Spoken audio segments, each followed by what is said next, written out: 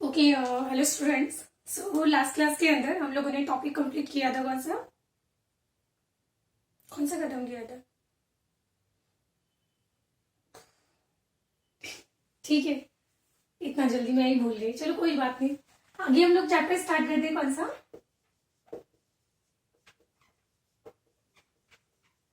हम लोग chapter start कर रहे हैं? कौन सा? एनसीईआरटी का चैप्टर नंबर 4, एनिमल किंगडम। तो मेंटली थोड़ा प्रिपेयर रहना कि ये चैप्टर थोड़ा बड़ा है। इसके बाद में आपका एक बॉडी फ्लूइड वाला चैप्टर बचेगा, क्योंकि इस बार जो आपकी क्या बोलते हैं सिलेबस जो डिलीट हुआ है, तो डिलीट होने के बाद आपका एक ही चैप्टर बचा है। तो बाकी सारे जो क्लास 11th में आपके एग्जाम में आने वाले हैं वो सारे चैप्टर कंप्लीट हो गए हमारे ना। तो एनिमल किंगडम बचा है और फिर एक बॉडी फ्लूइड और मतलब बॉडी फ्लूइड हम लोग पढ़ेंगे।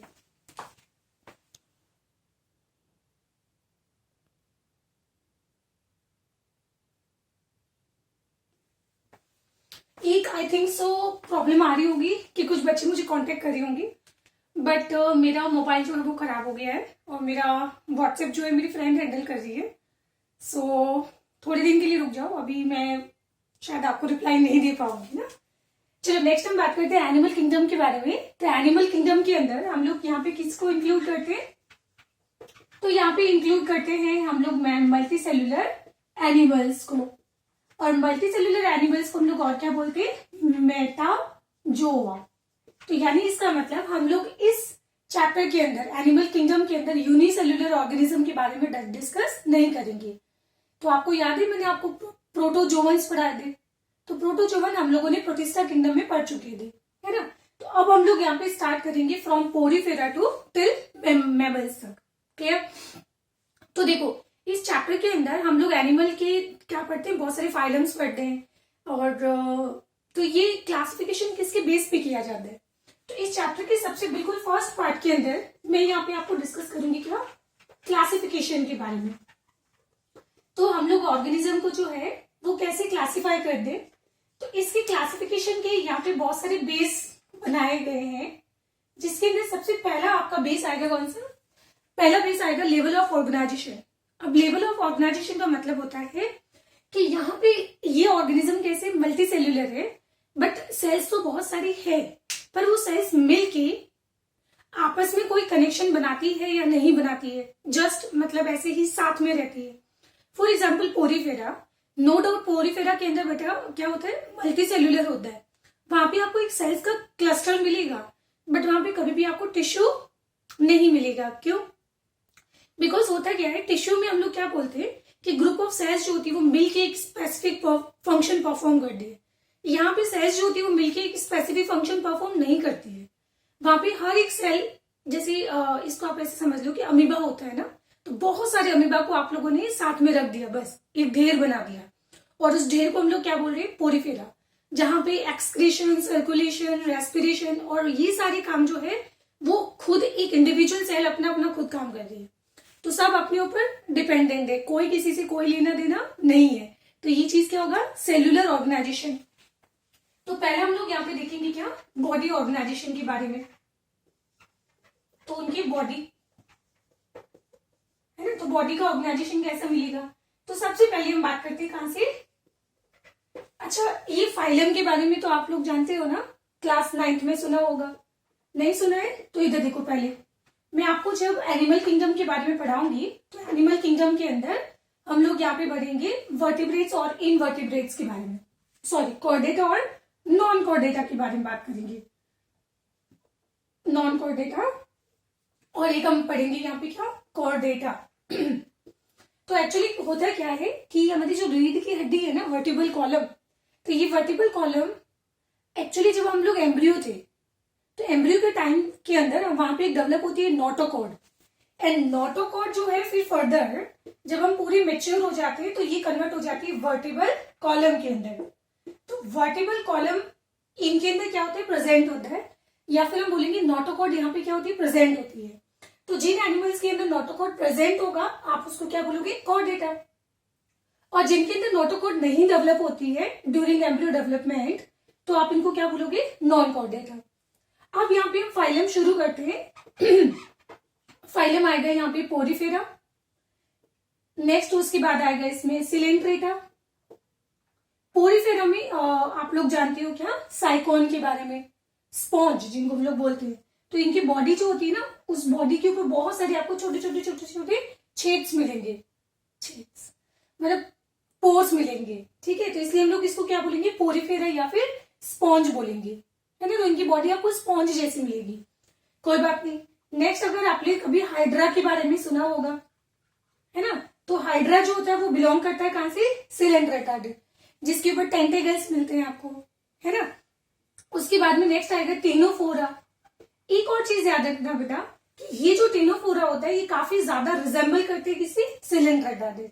तो सिलेंट्रेटा की काफी सारी प्रॉपर्टी जो मैं आपको पढ़ाऊंगी वो सारी की सारी कॉपी पेस्ट कर देना आप कहां पे, टेनोफोरा की। क्लियर हो गया, चलो। उसके बाद में हम लोग पढ़ेंगे यहाँ पे टेनोफोरा के बाद प्लेटी हेलमिंथीज के बारे में, प्लेटी हेलमिंथस के बारे में। तो हेलमिंथस क्या होते हैं, हेलमिंथस होते हैं वर्म, और इन वर्म का अगर स्ट्रक्चर देखोगे तो ये आपको फ्लैट दिखाई देते हैं, तो इनको क्या बोलेंगे, फ्लैट वर्म, चपटे करने। खैर हिंदी तुमको नहीं आती। उसके बाद में हम बात करेंगे एस्के हेलमिंथीज, और एस्के हेलमिंथीज के अंदर ये भी क्या है, हेलमिंथीज है। तो हेलमिंथीज का मतलब होता है ये भी वर्म है, बट एस्के मतलब होगा राउंड। तो फॉर एग्जाम्पल आपने कभी एस्केरिस के बारे में सुना होगा, है ना। तो प्लेटी हेलमिंथीज के अंदर एग्जाम्पल आ जाएगा आपका टीनिया सोलियम, टीनिया सोलियम। ये एक्चुअली इंटेस्टाइन के अंदर क्या करता है, इन्फेक्शन करता है, तो ये इंटेस्टाइन में रहता है ना। और इनको हम लोग क्या बोलेंगे, फ्लैट वर्म बोलेंगे। ये बिल्कुल जैसे रिबन होता है ना, तो ये बिल्कुल रिबन लाइक आपको मिलेंगे। और ये इसमें एग्जाम्पल आ जाएगा आपका Ascaris, and I think so आप लोगों ने कभी एस्केरिस को देखा होगा। तो एस्केरिस को गूगल मत कर लेना बिल्कुल भी, क्योंकि ये भी आपके इंटेस्टाइन के अंदर मिलता है। और इंटेस्टाइन के अंदर एक नहीं, आपको बहुत सारे हंड्रेड्स ऑफ एस्केरिस एक साथ ग्रो करते हुए मिलते हैं, ठीक है। तो अगर आप इसको गूगल करोगे तो आपको ऐसा लगेगा कि आपके इंटेस्टाइन के अंदर बहुत सारी चाउमीन रखी हुई है, ठीक है। तो उसको देखने के बाद शायद आप चाउमीन कभी खा नहीं पाओगे, तो इसलिए मैं बोल रही हूँ इसको गूगल मत कर लेना, ठीक है। उसके बाद हम पढ़ेंगे यहाँ पे क्या, एनिलिडा के बारे में। और एनिलिडा में आता है हमारा कौन, अर्थवर्म। एनिलिडा के अंदर हम लोग यहाँ पे पढ़ेंगे क्या, अर्थवर्म के बारे में। फिर आ जाएगा यहाँ पे आर्थ्रोपोडा, एंड आर्थ्रोपोडा के अंदर आप लोग जानते ही हो कि हम लोग यहाँ पे डिस्कस करते हैं इंसेक्ट के बारे में। तो कॉकरोच वगैरह क्या हो जाएगा, बिलोंग करता है आर्थ्रोपोडा से। फिर आर्थ्रोपोडा के बाद आ जाएगा यहाँ पे मोलस्का, कौन आ जाएंगे, मोलस्क। एंड मोलस्क में आप लोग जानते हो कि ऑक्टोपस आते हैं, और यहाँ पे स्नेल भी आते हैं। तो ऑक्टोपस और स्नेल बिलोंग करते हैं मोलस्क से। फिर उसके बाद में आ जाएगा यहाँ पे इकाइनोडर्मेटा, इकाइनोडर्मेटा। तो इकाइनोडर्मेटा के अंदर आ जाएगा आपकी ये क्या बोलते हैं, स्टारफिश, स्टारफिश। और उसके बाद आ जाएगा यहाँ पे हेमिकॉर्डेटा। हेमी मतलब क्या होता है, हाफ। सो हेमिकॉर्डेटा को इसलिए हम लोग क्या बोलते हैं, this is connecting link between Chordata and non Chordata. तो कॉर्डेटा और नॉन कॉर्डेटा दोनों की प्रॉपर्टीज प्रेजेंट होती है हेमिकॉर्डेटा में, बट हम लोग इसको इंक्लूड कहां पे करते हैं, नॉन कॉर्डेटा में। बाद में बताऊंगी क्यों, ठीक है। तो ये हो जाएगा हेमिकॉर्डेटा हो जाएगा। एंड द लास्ट ये वाला क्या हो जाएगा, यहाँ पे आ जाएगा। तो एक्चुअली देखो ध्यान रखना, ये क्या है, मैं फाइलम के नाम लिख रही हूँ। पोरीफेरा फाइलम है 1, सिलेंट्रेटा 2, टेनोफोरा 3, प्लेटिहेलमिंथीज 4, 5, 6, 7, 8, 9, 10। तो यानी 10 फाइलम तो किसके हो गए, 10 फाइलम यहाँ पे हो जाएंगे नॉन कॉर्डेटा की। और बेटा ये जो कॉर्डेटा होता है, ये कॉर्डेटा भी एक फाइलम है। कॉर्डेटा पूरा एक फाइलम का नाम है। तो टोटल एनिमल किंगडम के अंदर हम यहाँ पे 11 फाइलम पढ़ेंगे, जिसमें से 11 में से 10 फाइलम तो आपके इन्वर्टिब्रेट्स के हैं, और यहाँ पे ये किसका हो जाएगा, मतलब कॉर्डेटा का हो जाएगा। अब देखो आप लोगों ने कभी कॉर्डेटा और एक कभी सुना होगा वर्टिब्रेट्स के बारे में, कॉर्डेटा और वर्टिब्रेट्स के बारे में। एक चीज और ध्यान रखना बेटा, आप लोगों ने क्लास 9th के अंदर एनिमल किंगडम पढ़ा होगा, तो ज्यादा अच्छा होगा कि अगर क्लास 9th की एनसीईआरटी अगर आपके पास है, नहीं है तब भी कोई दिक्कत नहीं, आप एनसीईआरटी गूगल से डाउनलोड कर लो। और फिर क्या करना, एक बार जब मैं आपको पोरीफेरा पढ़ाना स्टार्ट करूँ ना, ठीक है, तो आप लोग क्या करना, क्लास 9th के अंदर जो दिया हुआ है ना, जो आपने छोटी क्लास में पढ़ा था, एक बार उसको रीड करना, फिर इसके बाद में डायरेक्टली यहां से स्टार्ट करना। समझ आ गया पॉइंट? तो फिर इस तरीके से पढ़ोगे तो आपको चीजें समझने में ज्यादा आसानी होगी। चलो आगे आ जाओ। आप देखो ये मैंने क्या लिखा है, ये मैंने लिखा है कॉर्डेटा। अब कॉर्डेटा में हमारे पास 3 तरह के होते हैं। मैं यहाँ पे आपको डिफरेंस समझाने जा रही थी वर्टिब्रेट्स के बीच में और कॉर्डेटा के बीच में, है ना।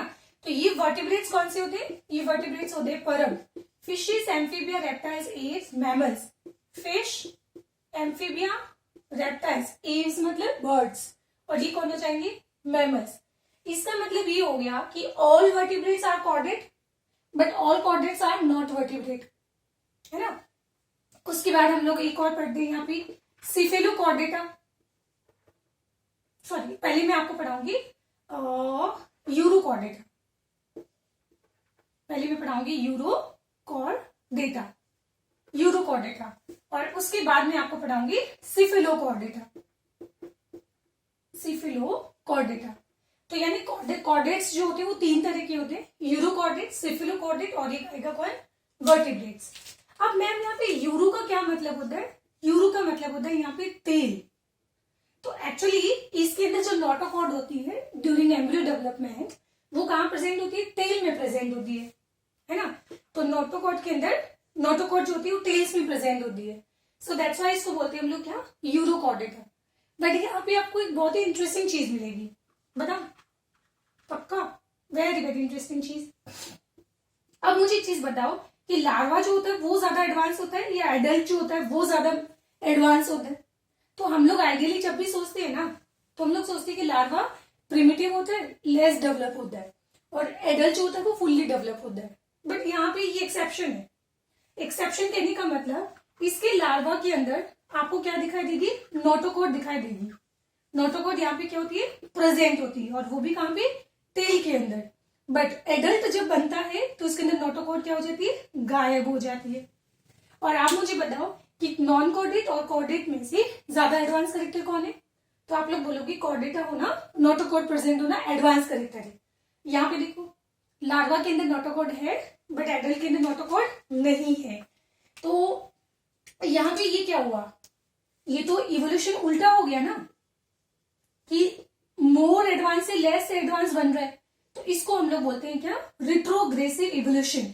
और नीट एग्जाम के अंदर बेटा इंपॉर्टेंट क्वेश्चन भी आता है, रिट्रोग्रेसिव इवोल्यूशन। ये आपको मिलेगा कहां पे, यूरोकॉर्डेटा के अंदर। पॉइंट समझ आ गया। तो इसका मतलब ये हुआ कि यूरोकॉर्डेटा सबसे पहले बनने वाले फर्स्ट कॉर्डेट तो थे, बट वो ट्रू कॉर्डेट हम लोग नहीं बोल सकते। ट्रू कॉर्डेटा का मतलब होता है कि जिसके लाइफ साइकिल के अंदर हमेशा नोटोकॉर्ड प्रेजेंट हो। हमारे एम्ब्रियोनिक डेवलपमेंट में भी नोटोकॉर्ड थी, और अब हमारे अंदर वर्टिकल कॉलम भी है, तो हम लोग ट्रू कॉर्डेटा है। बट इनके अंदर लार्वा के अंदर तो नोटोकॉर्ड होती है, बट एडल्ट के अंदर क्या हो जाती है, गायब हो जाती है। तो ये एक हम इनको ट्रू कॉर्डेटा नहीं बोलेंगे। सबसे पहले फर्स्ट टाइम जो ट्रू कॉर्डेट बने थे ना, दैट वाज सिफेलोकॉर्डेटा। तो सिफेलोकॉर्डेटा की larva as well as adult मतलब कंप्लीट लाइफ साइकिल के अंदर आपको क्या मिलेगी, नोटोकॉर्ड प्रेजेंट मिलेगी। पॉइंट समझ आ गया। तो इस तरीके से ये हम लोग चैप्टर यहाँ पे पढ़ने वाले हैं। कोई प्रॉब्लम, ठीक है। चलो आगे चलते हैं। और एक और चीज ध्यान रखना बेटा कि इस चैप्टर को बहुत ज्यादा आप एनसीईआरटी से बियॉन्ड मत पढ़ना, क्योंकि ये चैप्टर जो है नीट एग्जाम में जब भी क्वेश्चन आता है वो मोस्ट ऑफ टाइम एनसीईआरटी से ही आता है, ठीक है। बाकी बेटा एनिमल किंगडम जो है ना, उसको पढ़ने का कोई एंड ही नहीं है, एंडलेस चैप्टर है ये। जितना पढ़ोगे उतना आपको कम लगेगा, ठीक है। तो ये चैप्टर खत्म कर ले वही काफी है, क्योंकि अभी इसमें बहुत सारी चीजें पढ़नी है हमको, ठीक है। चल तो इसको आप नोट डाउन कर लो एक बार रफ के अंदर, ये फेयर नोट्स में मत लिखना, रफ।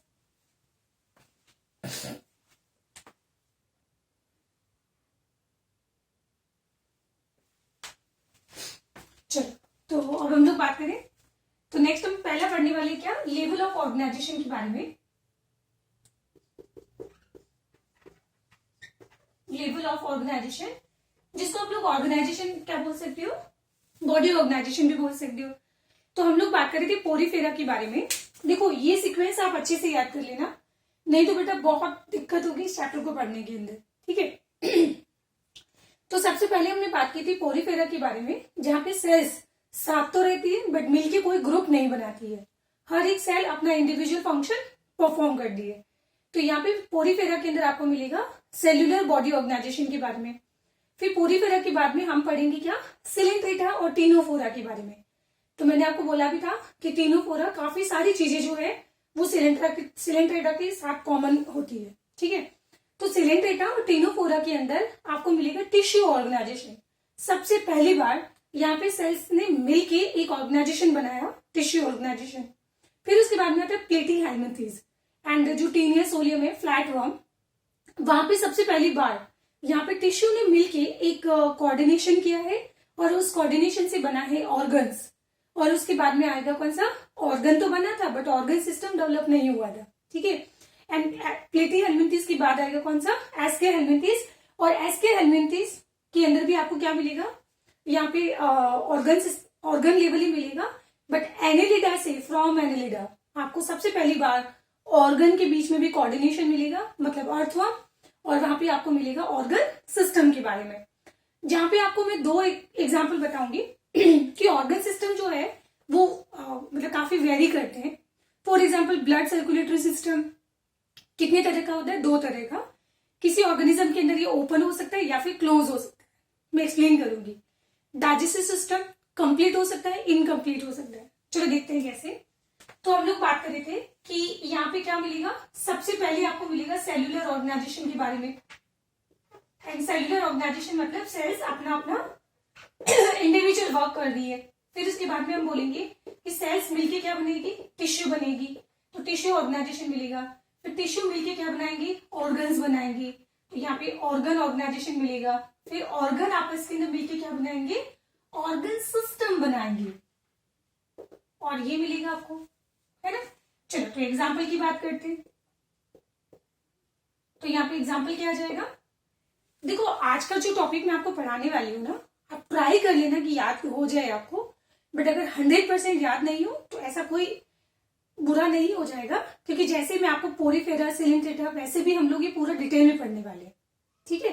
तो फिर भी ट्राई करना कि ये काफी हद तक ये वाला जो टॉपिक है आज का अच्छे से आपको याद हो जाए, ताकि जब आप ये फाइलम जब पढ़ोगे तो आपको इजी हो जाएगा याद करने में।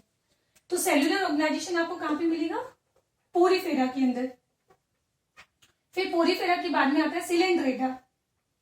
तो सिलेंट्रेटा में आपको मिलेगा टिश्यू ऑर्गेनाइजेशन। तो सिलेंट्रेटा आएगा तो यहाँ पे टीनोफोरा भी आएगा, है ना। फिर ऑर्गन सिस्टम आपको मिलेगा कहां पे, प्लेटीहेल्मिन्थेस में। जस्ट इसके बाद प्लेटीहेल्मिन्थेस के एंड क्या आ जाएगा यहाँ पे, एस्की हेल्मिन्थेस, क्योंकि दोनों हेल्मिन्थेस है तो उनके अंदर भी काफी चीजें कॉमन होगी।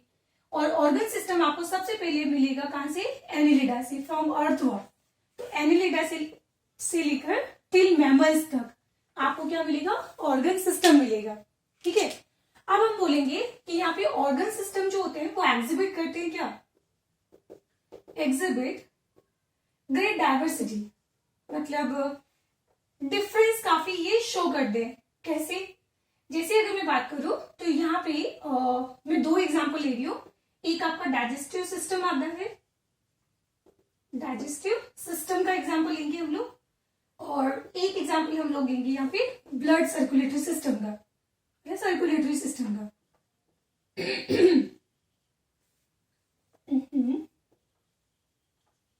Circulatory system. तो देखो आपको मैं सर्कुलेटरी सिस्टम दो तरह की पढ़ाऊंगी। जब हम लोग कॉकरोच की बात करते हैं ना, तो कॉकरोच मतलब इंसेक्ट, तो उसके अंदर होता है क्या है, यहाँ पे आपको इस तरह से ये मिलेगी बॉडी की कैविटी, और इस बॉडी कैविटी के अंदर यहाँ पे फिल्ड होता है क्या, लिक्विड। और लिक्विड जो होता है ना, और ये यहाँ पे क्या प्रेजेंट होती है, यहाँ प्रेजेंट होती है सेल्स। तो हम लोग क्या बोलेंगे कि जो सेल्स है वो डायरेक्टली क्या है, इसकी बॉडी फ्लूइड के अंदर डिप है, या फिर उसके अंदर नहा रही है, बात कर रही है ना। तो यहाँ पे ब्लड जो है वो आपको प्रॉपर एक ब्लड वेसल्स के अंदर नहीं मिलेगा। तो अब कुछ बच्चों के दिमाग में आ रहा होगा कि जहाँ पे ओपन सर्कुलेटरी सिस्टम होता है वहां पे तो ब्लड वेसल्स होती ही नहीं है, होती है बेटा, बट ब्लड वेसल्स के जो एंड्स होते हैं ना वो क्लोज नहीं होते। क्या बोला मैंने? ब्लड वेसल्स होती है बट ब्लड वेसल्स की जो एंड्स होती है वो क्लोज नहीं होते। तो क्लोज नहीं होने से क्या होगा कि इसके अंदर जो ब्लड वेसल्स के अंदर जो लिक्विड होगा वो मतलब क्या बोलेंगे, बॉडी फ्लूइड जो होगा वो बाहर आ जाएगा, और बाहर आके ये इस तरीके से यहाँ पे क्या हो जाएगा, फिल्ड हो जाएगा। तो इसको मैं क्या बोलूं, this is open circulatory system. Open circulatory system. जबकि हमारे अंदर क्या मिलता है, हमारे अंदर ब्लड जो होता है वो हमेशा ब्लड वेसल्स के अंदर कन्फाइंड होता है, वो कभी उसमें से बाहर नहीं आता है। तो इसको हम लोग क्या बोलेंगे, क्लोज सर्कुलेटरी सिस्टम। तो ओपन सर्कुलेटरी सिस्टम जो है ये आपको मिलेगा कहां पे, आर्थ्रोपोडा के अंदर, ये पढ़ाऊंगी मैं आगे। इसके अलावा जो मॉलस्क होते हैं ना, मॉलस्क के अंदर भी आपको ये मिलेगा।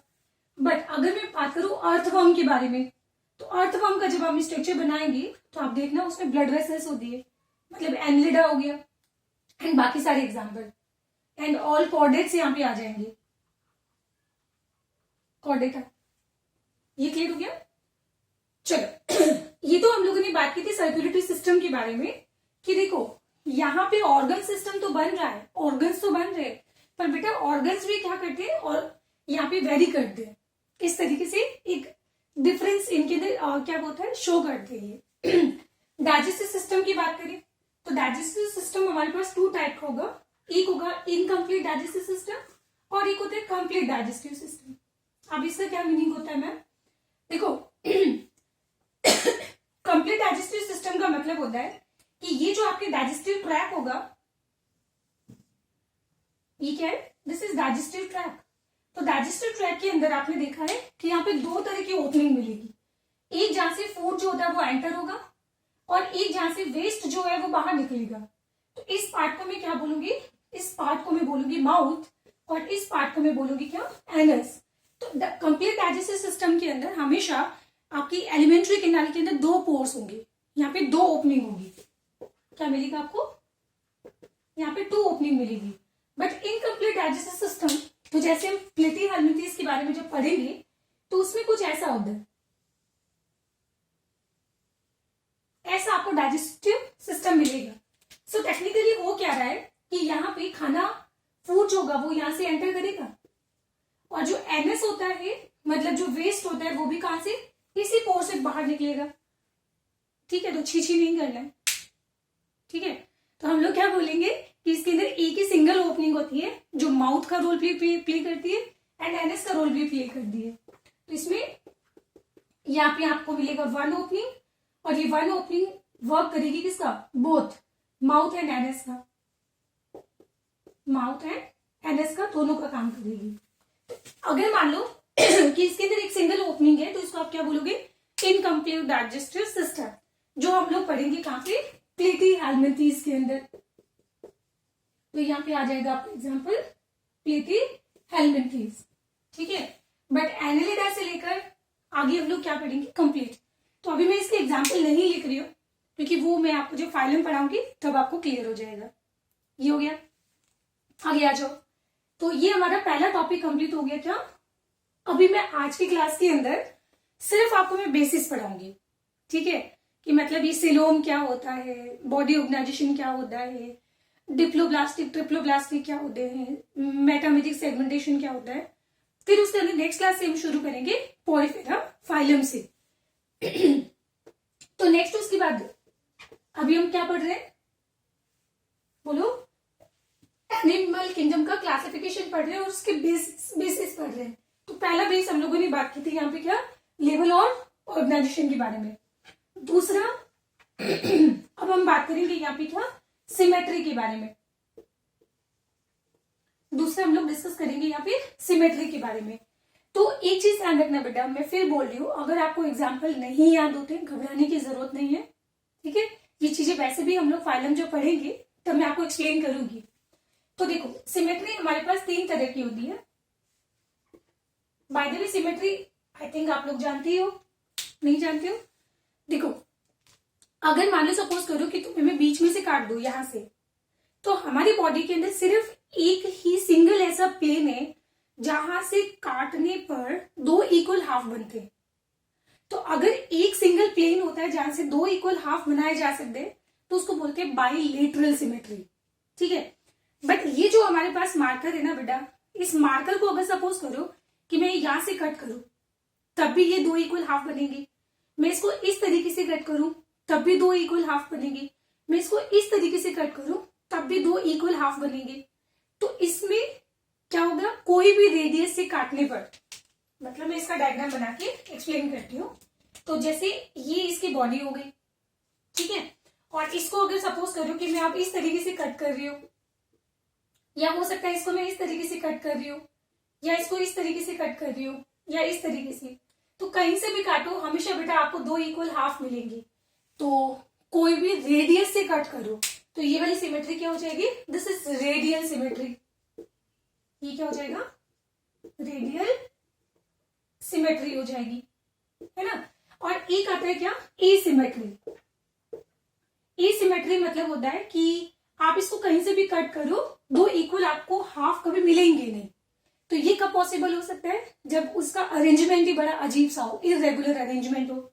तो इसमें आ जाएगा हमारे पास क्या, पोरीफेरा। क्योंकि जब मैं आपको अभी बोला भी था बेटा कि पोरीफेरा जस्ट एक साइज का ग्रुप होता है, ढेर होता है। तो इस ढेर के अंदर साइज जब ग्रुप बनाती है तो कोई स्पेसिफिक पैटर्न ये फॉलो नहीं करती है, तो बस ढेर बन गया, ठीक है। और इस ढेर का जो शेप होता है वो कैसा मिलेगा, इरेगुलर। तो कहीं से भी काटोगे ना आपको दो इक्वल हाफ कभी मिल ही नहीं सकते। तो क्या हो जाएगा, एसिमेट्री। और ये हो जाएगा रेडियल सिमेट्री। रेडियल सिमेट्री में एग्जांपल आ जाएगा आपके एसके हेलमिंथीज। देखो जिनका भी बॉडी राउंड शेप आपको दिख रहा है, तो एसके हेलमिंथीज हो गया, ठीक है, जो आपको पाइप की तरह जो दिखाई दे रहा है ना। तो इस पाइप को अगर मैं कहीं से भी कट करूं तो आपको हमेशा यहाँ पे दो इक्वल हाफ मिलेंगे। इसके अलावा इसमें एग्जांपल आ जाएगा एनिलिडा भी, मतलब अर्थवर्म। एंड अर्थवर्म भी ऐसा होता है ना, तो लाइक, तो मैं एग्जांपल चलो लिख ही देती हूँ। तो यहाँ पे कौन कौन सा एग्जांपल आ जाएगा रेडियल सिमेट्री के अंदर। अच्छा, पोरीफेरा यहाँ पे आ गया। तो पोरीफेरा के बाद में कौन आएगा, बाद में आएगा यहाँ पे सिलेंड्रेटा। सिलेंड्रेटा के बाद में आ जाएगा कौन सा, अगर सिलेंड्रेटा आएगा तो यहाँ पे टीनोफोरा भी आएगा, ध्यान रखना, ठीक है। जहां जहां सिलेंड्रेटा वहां वहां टीनोफोरा भी आएगा। और इसके बाद एक और एग्जांपल, ठीक है, यहाँ पे आ जाएगा, क्या बोल रही है, यहाँ पे एक और एग्जांपल आ जाएगा कौन सा, इकाइनोडर्मेटा। इकाइनोडर्मेटा जिसमें आती है स्टारफिश। तो स्टारफिश जो होती है वो इस तरीके से होती है ना, जिसके अंदर आपने सुना होगा 5 आर्म्स होती है। तो अगर सोचो कि मैं इसको इस आर्म से यहां से कट करूं तब भी मुझे दो इक्वल हाफ मिलेंगे, लाइक दिस, ठीक है।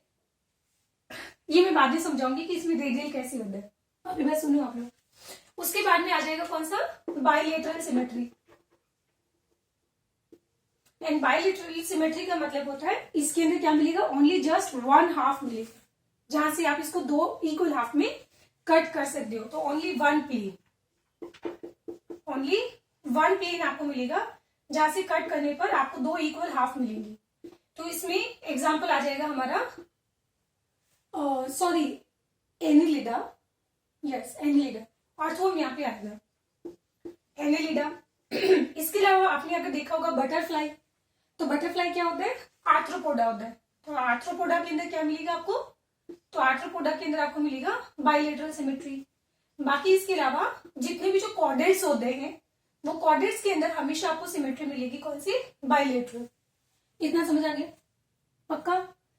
उसके बाद में नेक्स्ट थर्ड हम पढ़ेंगे यहाँ पे क्या, diploblastic triploblastic organisation. Diploblastic and triploblastic organisation. अब मैम ये क्या होता है, तो देखो ये आप लोग क्लास 12 में पढ़ोगे कि जब एम्ब्रियो का डेवलपमेंट होता है ना, तो एम्ब्रियो के डेवलपमेंट के टाइम बनती है जर्म लेयर। तो ये तो सबने सुना होगा, एक्टोडर्म, मेसोडर्म, एंडोडर्म। हाँ, तो ये क्या है बेटा, जर्म लेयर है। तो अगर मैं तुमको बोलूं कि एम्ब्रियो डेवलपमेंट के टाइम अगर यहाँ पे दो ही जर्म लेयर बनती है तो क्या बोलेंगे इसको, डिप्लोब्लास्टिक। और अगर यहाँ पे एक्टोडर्म, एंडोडर्म, मेसोडर्म तीनों बन रही है तो इसको क्या बोलेंगे, ट्रिप्लोब्लास्टिक। तो डिप्लोब्लास्टिक का मतलब क्या हुआ? डिप्लोब्लास्टिक के अंदर आपको मिलेगी ओनली 2 जर्म लेयर, और वो 2 कौन कौन सी मिलेगी? 2 जर्म लेयर्स।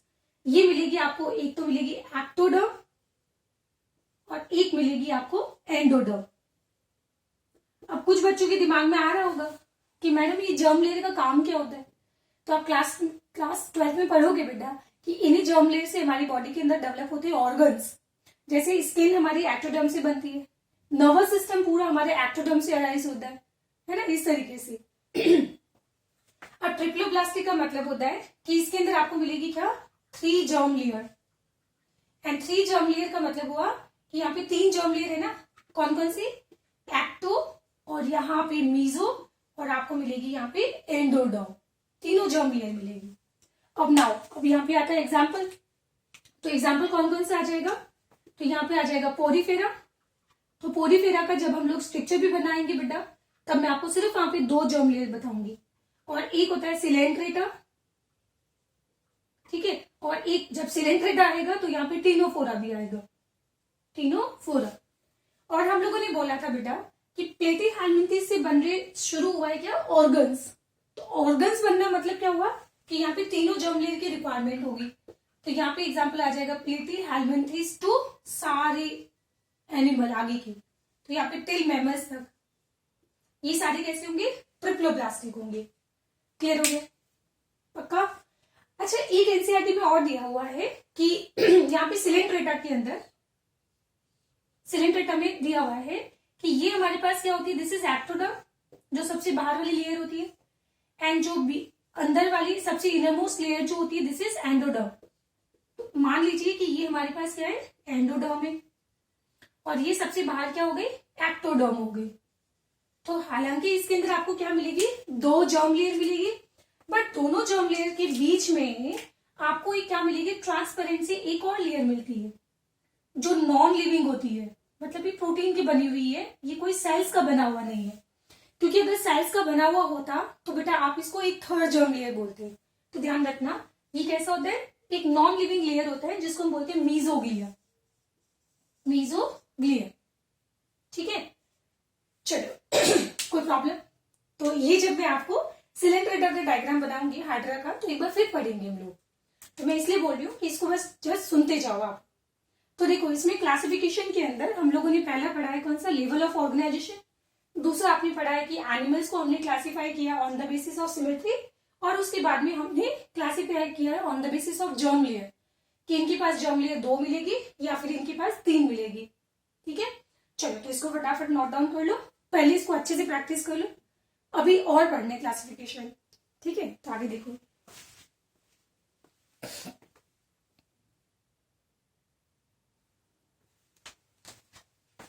चलो, तो मैं यहाँ पे आपको टोटल 6 बेसिस पढ़ाने वाली हूँ। तो फर्स्ट हम लोगों ने क्या पढ़ा था? फर्स्ट हम लोगों ने देखा था यहाँ पे लेवल ऑफ ऑर्गेनाइजेशन, या सिंपली आप इसको बॉडी ऑर्गेनाइजेशन भी बोल सकते हो, कि बॉडी के अंदर सेल्स होती है, टिश्यू होते हैं, या ऑर्गन होते हैं, या फिर ऑर्गन सिस्टम मिलेगा आपको। क्या? फिर बॉडी ऑर्गेनाइजेशन के बाद सेकंड हमने पढ़ा था सिमेट्री के बारे में। फिर थर्ड हम लोगों ने यहाँ पे देखा था क्या? डिप्लोब्लास्टिक, ट्रिप्लोब्लास्टिक के बारे में।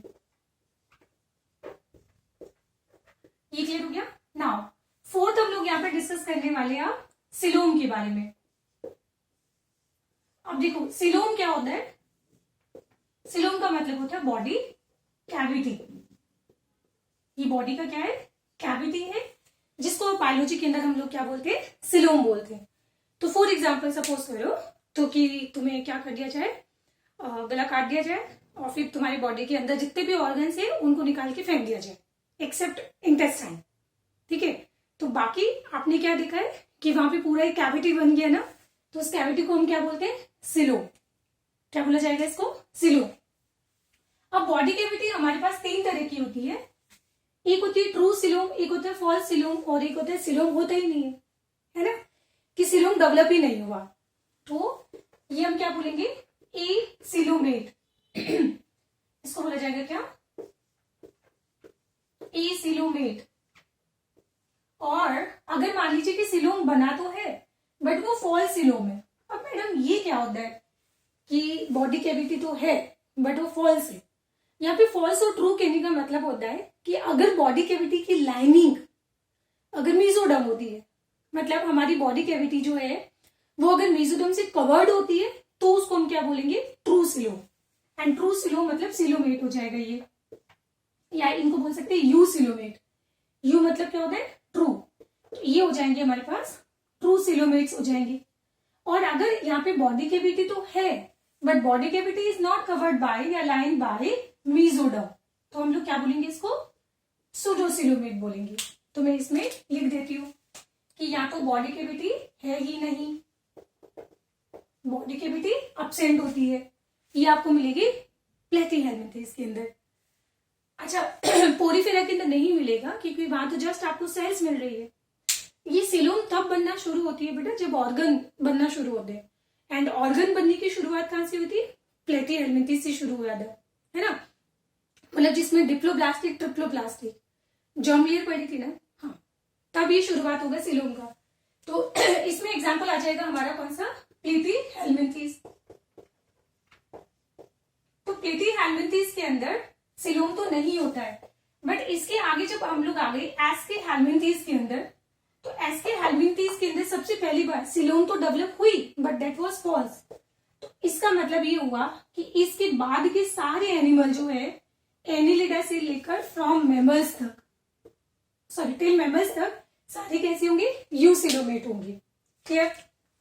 तो हम लोग बोलेंगे कि यहाँ पे बॉडी कैविटी क्या होती है, प्रेजेंट होती है, बट वो कैसे होती है, फॉल्स। तो body cavity is not covered by mesoderm, तो ये मेसोडर्म से कवर्ड नहीं होती है, बट यहाँ पे हम क्या बोलेंगे कि ट्रू सिलोम प्रेजेंट होगी, ट्रू सिलोम यहाँ पे प्रेजेंट होती है। एंड ट्रू सिलोम का मतलब होता है कवर्ड बाय मेसोडर्म। इसको अच्छे से याद रख लेना बेटा, क्योंकि नीट एग्जाम में क्वेश्चन आता है फॉल्स सिलोम क्या होता है, ट्रू सिलोम क्या होता है।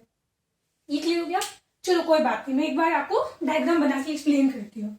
तो हमने क्या बोला था कि बॉडी को अगर हम काट दें, इंटेस्टाइन को नहीं हटाना है, तो देखो ये सबसे बाहर तुम्हारा क्या हो जाएगा, ये बॉडी का वॉल हो जाएगा, ठीक है। तो ये सबसे बाहर क्या है, दिस इज बॉडी वॉल। और उसके बाद में बिल्कुल सेंटर में मैं यहाँ पे बना देती हूँ हमारी इंटेस्टाइन, तो ये क्या हो जाएगा, दिस इज गट। तो ये वाला हो जाएगा यहाँ से गट की वॉल, है ना। तो आप लोग क्या देख रहे हो कि बॉडी वॉल और गट वॉल के बीच में जो स्पेस होता है, इस स्पेस को हम बोलते हैं सिलोम। क्या बोलेंगे, सिलोम बोलेंगे। चलो तो वापस बताती हूं मैं आपको। तो यहाँ पे ये क्या है, ये हो जाएगा यहां से बॉडी वॉल, और ये क्या है, सेंटर में यहाँ पे भी बना रही हूँ गट, तो ये क्या है, गट की वॉल हो गई। गट मतलब आपके डाइजेस्टिव ट्रैक्ट। तो इनके बीच में ये जो आपको एक स्पेस दिखाई दे रहा है ना, इस स्पेस को हम लोग क्या बोलते हैं, इसको बोलते हैं हम लोग सिलोम। ये क्लियर हो गया।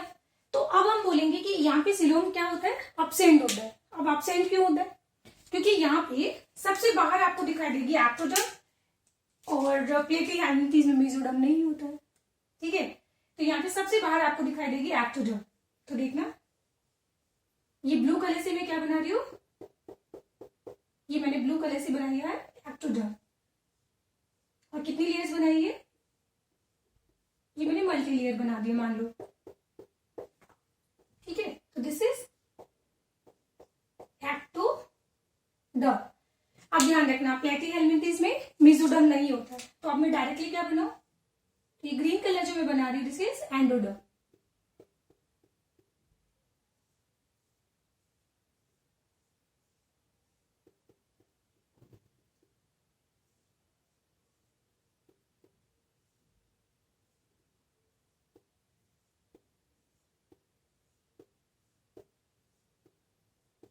तो आप लोगों ने क्या देखा कि यहाँ पे स्पेस तो बचा ही नहीं, तो एक्टोडर्म और एंडोडर्म के बीच में कोई स्पेस है ही नहीं।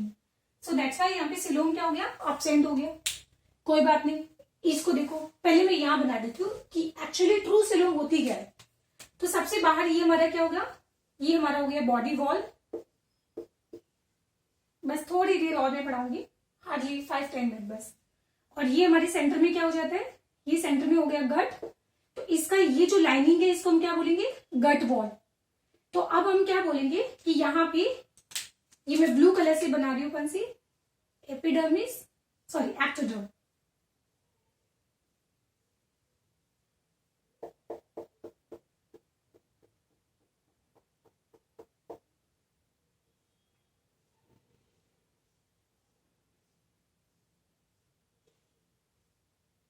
और एक चीज आप लोग ध्यान रखना बेटा कि वीडियो जो है वो मैं किसी और को दे रही हूँ और कोई और इसको डील कर रहा है। तो जैसे ही आपका लेक्चर खत्म होगा तो नेक्स्ट डे वीडियो वहां से हटा दिए जाते हैं। तो आप प्लीज आपने टाइम पे प्रॉपर वीडियो देख लें, बाद में मैं आपको प्रोवाइड नहीं करूंगी, ठीक है।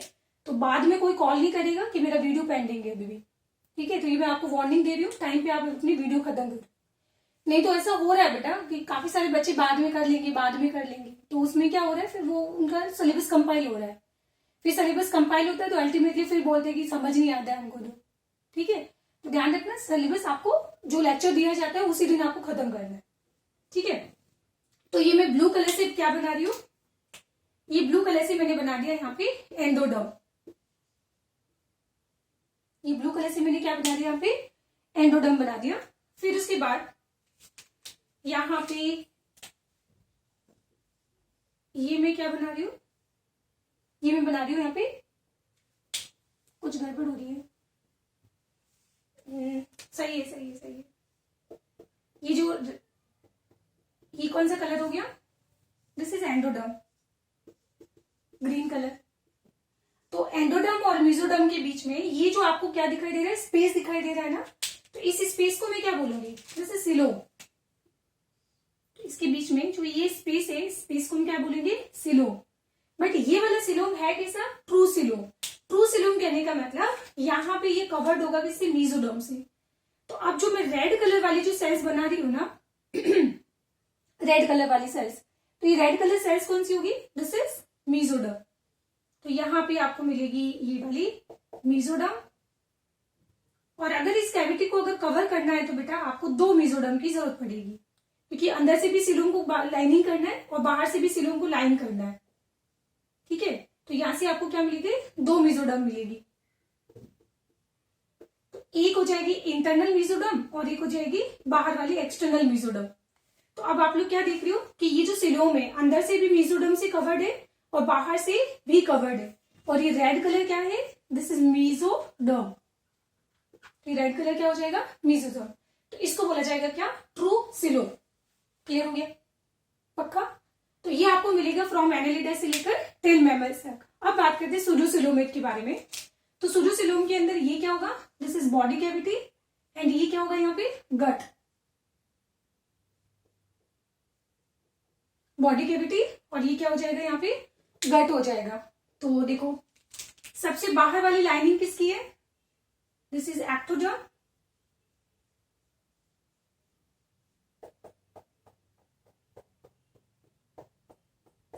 तो ये हो जाएगा एक्टोडर्म। फिर उसके बाद में गट की लाइनिंग क्या होती है, ये सबसे अंदर वाली हो जाएगी क्या, एंडोडर्म। मैं इसका नाम नहीं लिख रही हूं। अब देखो इनके बीच का ये जो स्पेस होता है, तो स्पेस प्रेजेंट है ना, तो इसको हम क्या बोलेंगे, बॉडी कैविटी, या फिर इसको बोला जाएगा सिलोम। बट सिलोम जो है वो मेसोडर्म से कवर्ड नहीं होती है। पर मैडम हमने तो पढ़ा था कि यहाँ पे मेसोडर्म जो होती है वो पूरा प्रॉपर ऐसे प्रेजेंट नहीं होती है, वो इस तरह से आपको मेसोडर्म पाउच के फॉर्म में मिलेगी। ये पूरे सिलोम को एक्चुअली पूरा कवर नहीं करती है। तो यहाँ पे आपको मेसोडर्म क्या मिलेगी, छोटे छोटे पाउच के फॉर्म में मिलेगी। और ये जो पाउच होंगे यहाँ पे आपको मिलेंगे क्या, स्कैटर्ड। आई नो बेटा फर्स्ट टाइम सुन रही हो इसलिए थोड़ा अजीब लग रहा है, बट अभी एनिमल किंगडम चलता रहेगा तो आप फिर हैबिचुअल हो जाओगे इनके लिए। तो ये आपको मिलेगी यहाँ पे क्या, स्कैटर्ड मेसोडर्म। और ये मेसोडर्म आपको एक तो स्कैटर्ड मिल रही है और दूसरा पाउच के फॉर्म में मिलेगी आपको, ठीक है। तो ये हमारे पास हो जाएगा ए सिलोमेट, जहां पे आपको सिलोम मिल ही नहीं रही है।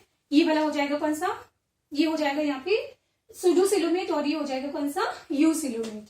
समझ आ गया पॉइंट, पक्का, श्योर, ठीक है। तो ये हमारा सिलोम वाला पार्ट कंप्लीट हो गया। तो थर्ड हम लोग बेसिस यहाँ पे पढ़ रहे थे, सॉरी फोर्थ, फोर्थ हम लोग यहाँ पे पढ़ रहे थे सिलोम के बारे में, सिलोम के बारे में। नेक्स्ट उसके बाद हम लोग बात करेंगे क्या, सेगमेंटेशन के बारे में। तो फिफ्थ आ जाएगा यहाँ पे क्या, सेगमेंटेशन, और लास्ट होगा इसके अंदर नोटोकॉर्ड। तो सेगमेंटेशन के बारे में अगर मैं बात करूं तो आप लोगों ने कभी शायद अर्थवर्म को देखा होगा, ठीक है। तो अर्थवर्म के अंदर हम क्या बोलते हैं कि छोटे छोटे सेगमेंट्स प्रेजेंट होते हैं। मतलब अर्थवर्म जिनको नहीं पता है प्लीज गूगल कर लो, फिर आप लोग देखोगे वहां पे कि अर्थवर्म की बॉडी के अंदर आपको इस तरह से क्या मिलेंगे, सेगमेंट्स मिलेंगे। इसकी पूरी बॉडी ऐसी आपको सेगमेंटेड मिलेगी।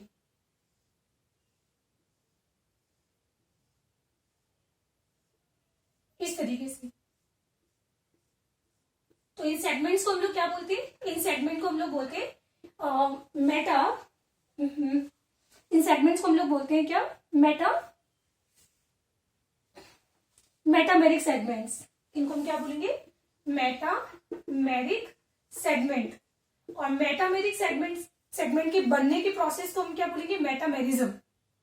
तो ये आपको एग्जांपल मिलेगा क्या, यहाँ पे अर्थवर्म, एंड अर्थवर्म मतलब एनालिडा की मैं बात कर रही हूँ, ये समझ आ गया। And the best last one is notochord के बारे में। और फिर आज की क्लास इतनी ही, ठीक है। तो नोटोकॉर्ड जो होगा उसमें हमने देखा था दो चीजें, कि नोटोकॉर्ड या तो अब्सेंट होगा या फिर नोटोकॉर्ड क्या होगा, प्रेजेंट होगा।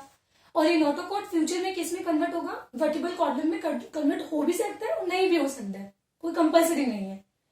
सिर्फ वर्टिब्रेट्स के अंदर नोटोकॉर्ड वर्टिबल कॉलम में कन्वर्ट होगी, अदरवाइज यूरोकॉर्डेटा और सिफेलोकॉर्डेटा के अंदर नोटोकॉर्ड के फॉर्म में ही रहेगी, वो वर्टिबल कॉलम नहीं बनाती है। तो इनको क्या बोला जाएगा, इनको बोला जाएगा नॉन कॉर्डेटा, ठीक है। और जिनके अंदर नोटोकॉर्ड प्रेजेंट होती है तो उनको बोला जाएगा क्या, कॉर्डेटा। क्लियर हो गया। तो इस तरीके से टोटल मैंने आपको यहाँ पे कौन कौन से बेसिस पे एनिमल का क्लासिफिकेशन पढ़ा था। तो पहला था बॉडी ऑर्गेनाइजेशन, दूसरा था सिमेट्री, तीसरा था डिप्लोब्लास्टिक ट्रिप्लोब्लास्टिक, फोर्थ था यहाँ पे सिलोम के बारे में, एंड फिफ्थ होगा यहाँ पे क्या, सेगमेंटेशन के बारे में, सिक्स्थ हो जाएगा क्या, नोटोकॉर्ड। एक चीज मैं आपको यहाँ पे करेक्ट कर देती हूँ, अकॉर्डिंग टू एनसीईआरटी यहाँ पे उन्होंने एंडोडर्म भी बनाई है, सॉरी मीजोडर्म भी बनाई है, बट सिलोम नहीं बनाया। कोई बात नहीं, मैंने कुछ नहीं बोला, ठीक है। तो आज के लिए फिर इतना ही। तो ये जो प्रीवियस चैप्टर दिया था वो भी कंप्लीट कर लीजिए, और आज वाला ये वाला, फिर नेक्स्ट लेक्चर हम लोग शुरू करेंगे कहाँ से, फ्रॉम पोरीफेरा, ठीक है। चलो नोट डाउन कर लो इसको।